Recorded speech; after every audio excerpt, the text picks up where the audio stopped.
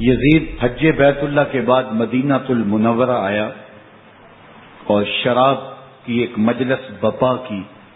حضرت امام حسین رضی اللہ تعالی عنہ جب وہاں پہنچے تو شراب کی پھیلی ہوئی بدبو کو محسوس کرتے ہوئے فرمایا یہ بو کیسی ہے؟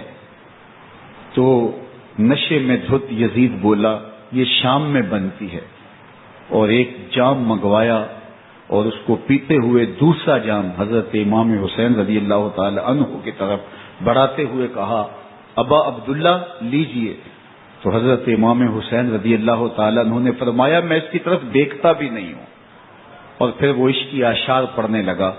جب یزید کی شراب نوشی کا منظر امام حسین رضی اللہ تعالی عنہ اپنی آنکھوں سے دیکھ چکے تھے تو مجھے بتاؤ یزید کے ہاتھ پہ امام حسین کا پاک ہاتھ کیسے آتا؟ حضرت امام حسین رضی اللہ تعالی عنہ جس ماحول میں پلے تھے، جس ماحول میں پرورش پائی تھی، جس ماحول میں رہے تھے، وہ پاکیزہ اور تقدس ماحول تھا. اور یزید کبھی اطراف دمشق میں، کبھی غوطہ میں، کبھی الخضرہ محل میں، اور کبھی کہاں اور کبھی کہاں داد عیش دیتا رہا اور لہو و لعب کے اندر مصروف رہا، اور اس کی زندگی ان چیزوں سے عبارت تھی. وہ محرمات کو حلال قرار دیتا، شراب نوشی اس کی ہڈیوں میں رچی ہوئی تھی، اور شریعت بیضا کا مذاق اڑایا کرتا.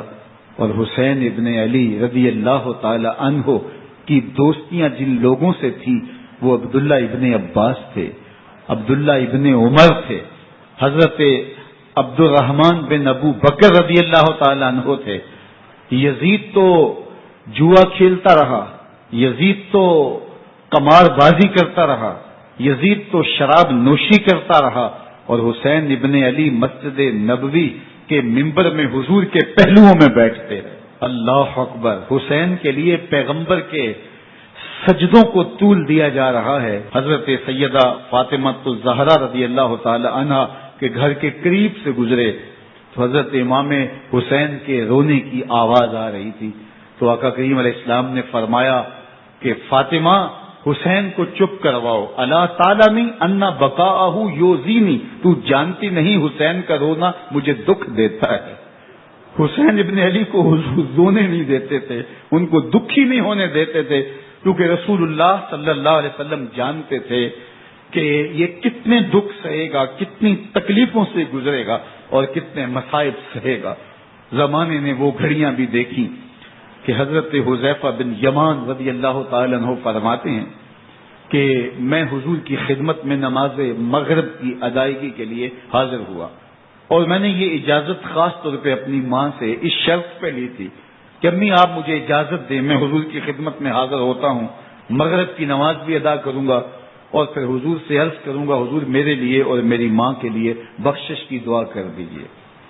ماں نے اس شرط پہ اجازت دے دی اور میں حضور کی خدمت میں آ گیا. نماز مغرب ادا کی، سلام پھرا، لیکن حضور عبادات میں، ذکر میں، نوافل میں ایسے مشغول ہوئے کہ میں آرزو رکھنے کے باوجود بھی عرض نہ کر سکا. خیر نماز عشاء کا وقت ہوا، اذان پکاری گئی، حضور مصلی پہ آئے، نماز پڑھی، سلام پھرا، اور حضور اٹھے اور کاشانہ اقدس کی طرف چل دیے. اب میرے دل میں یہ خیال رہ کے آ رہا تھا کہ ماں کو کیا جواب دوں گا. میں تو حضور سے بخشش و مغفرت کی دعا کروا ہی نہیں سکا. جب حضور چل پڑے تو غیر ارادی طور پہ میں بھی حضور کے پیچھے چل پڑا. تو حضور نے رخ پھیرے بغیر فرمایا من ھذا، میرے پیچھے پیچھے کون آ رہا ہے؟ پھر خود ہی کہا حذیفہ تو نہیں. تو میرا دل دھڑک رہا تھا. قلت نعم، میں نے کہا جی حضور میں حذیفہ ہوں.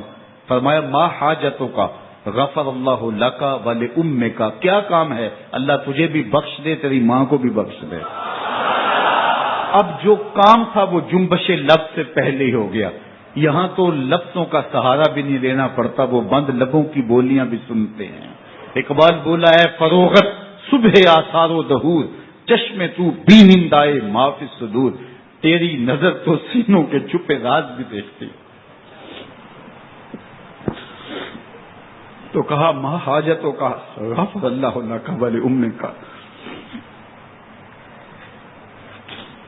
اللہ تجھے بخش دے، تیری ماں کی بھی مغفرت کر دے، کیا کام ہے؟ اب جو کام تھا وہ تو ہو گیا۔